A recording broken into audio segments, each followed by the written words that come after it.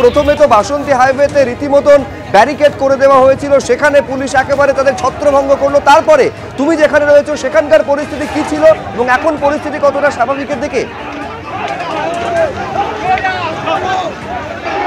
দেখো, যে পরিস্থিতি সকাল 10টা থেকে সৃষ্টি হয়েছিল সেই পরিস্থিতির খানিকটা উন্নতি হলেও সম্পূর্ণ বাসন্তী হাইওয়ে যে মুক্ত হয়ে গিয়েছে, বাসন্তী হাইওয়ে যান চলাচল যে স্বাভাবিক হয়েছে তা কিন্তু নয়। ক্যামেরা পার্সন দীপ্তেন্দু তোমাকে দেখাচ্ছে সেই ছবিটা, তুমি দেখতে পাচ্ছ সারিবদ্ধ অবস্থায় কিন্তু একের পর এক বাস দাঁড়িয়ে রয়েছে এবং এখানে কিন্তু যে চিত্র দেখা যাচ্ছে সকাল 10টার সময়, সেই বিক্ষোভকারীরা, সেই আন্দোলনকারীরা যারা কলকাতামুখী ছিলেন তাদেরকে কিন্তু কলকাতা পুলিশের তরফ থেকে কিন্তু আটকে দেওয়া হয় বাসন্তী হাইওয়ের ওপরে এবং সেখানে রীতিমতো বিক্ষোভকারীরা ব্যারিকেড ভেঙে যখন এগোতে চান তখন রীতিমতো ইটপাটকেল ছোড়া, পুলিশ পাল্টা লাঠিচার্জের ঘটনা, সমস্ত এই ঘটনাকে কেন্দ্র করে রীতিমতো উত্তেজনা ছড়ায় এলাকায় এবং সেই ঘটনাকে কেন্দ্র করে দফায় দফায় উত্তেজনা।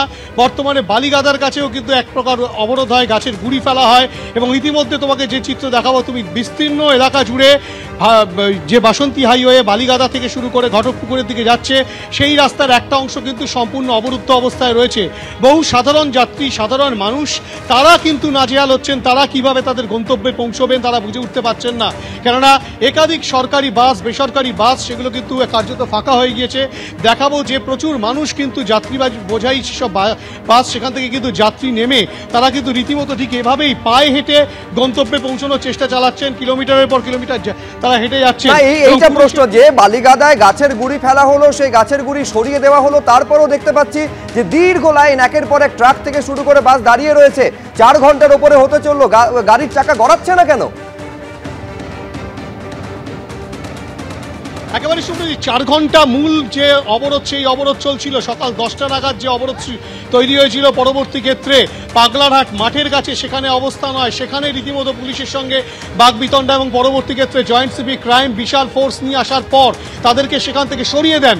সরিয়ে দেওয়ার পর যখন ট্রাফিক মুভমেন্ট বেশ খানিকটা স্বাভাবিক ছন্দে ফিরছে, তারই মাঝে আচমকাই কিন্তু আবারও বালিগাদার কাছে সেখানে কিন্তু আবারও অবরোধ হয় এবং বর্তমান যে পরিস্থিতি দেখা যাচ্ছে যে দফায় দফায় কিন্তু বিভিন্ন জায়গায় বাসন্তী হাইওয়ের মধ্যে কিন্তু ঠিক এভাবেই অবরোধ চলছে এবং রাস্তা বন্ধর যে প্রক্রিয়া চালানো হচ্ছে অবরোধকারীদের পক্ষ থেকে সেটা কিন্তু চলতে থাকছে এবং যে কারণে সাধারণ মানুষের ভোগান্তি কিন্তু এখনো পর্যন্ত চলছে।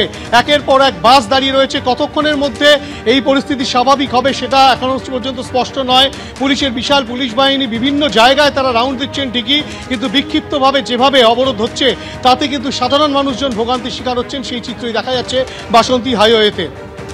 একেবারে সরাসরি হিন্দলতে আমাদের প্রতিনিধি ছবি তুলে ধরছে যে গাছের গুঁড়িকে সরিয়ে দেওয়া হয়েছে, কিন্তু এখনো পর্যন্ত রাস্তা পুরোপুরি অবরোধ মুক্ত হয়নি, যে কারণে দীর্ঘ লাইন এখনো গাড়ির দেখা যাচ্ছে। অর্থাৎ 4 ঘন্টারও বেশি সময় ধরে বাসন্তী হাইওয়ে কার্যত অবরুদ্ধ হয়ে রয়েছে।